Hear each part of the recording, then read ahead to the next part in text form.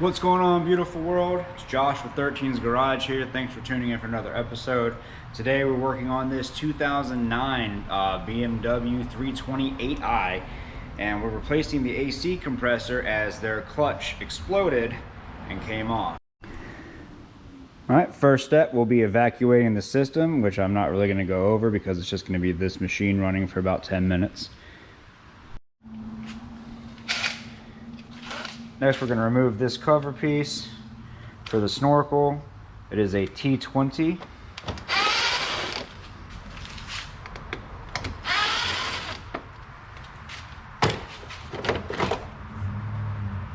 Snorkel removed.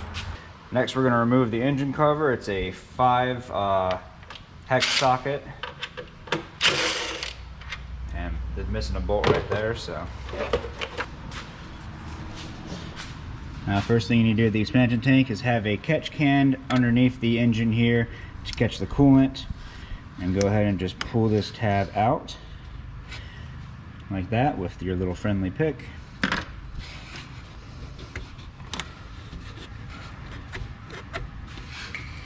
And sometimes you just got to pull the whole tab off just to make things easier.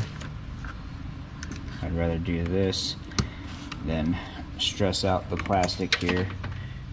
Make sure you drop the tab, that's important.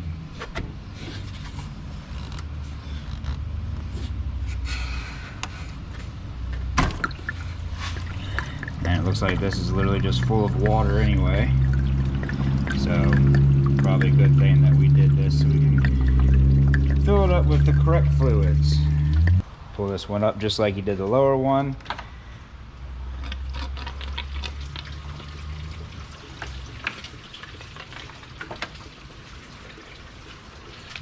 $10mm.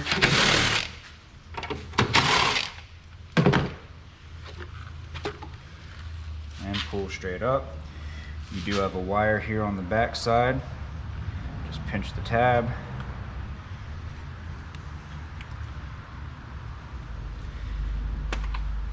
Pull it off. Now, the reason we removed the coolant expansion tank is so we can have access to these two bolts right here. These remove the high side and the low side on the AC compressor, and they are the H6 hex socket. Go ahead and remove those. All right, now we're going to be removing the weather guard from underneath of the engine by removing a whole bunch of 8mm bolts. That's what they look like. So we're just going to do that all around here.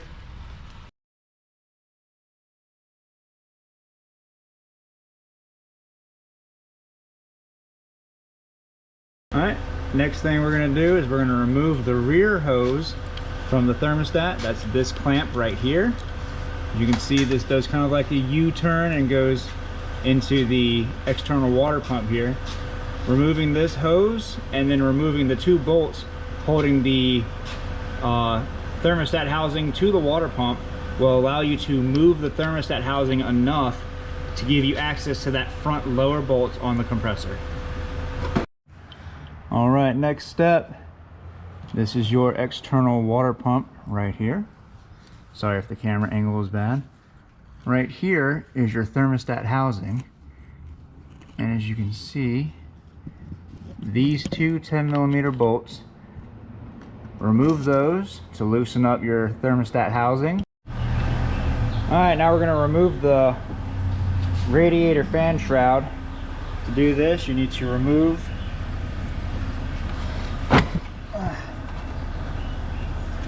this bolt right here, which we already took out, and you'll need to remove the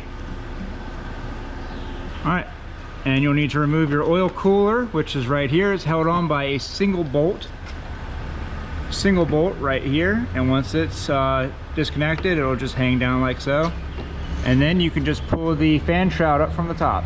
All right, with the fan shroud removed, we're going to disconnect the front coolant hose from the thermostat housing. It's held in with a clip just like a couple of the other ones were, right down here. Just put your pick right in there, pull that clip upwards. So I'm just going to remove that clip. Put that somewhere safe.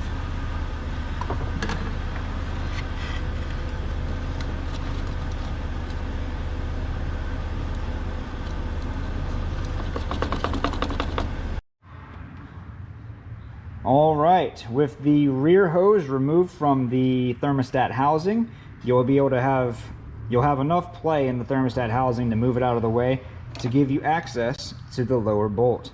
Now there are special tools for this. I believe it's an E tool, but I don't know the measurement on it. We just used a 10mm socket and it worked fine.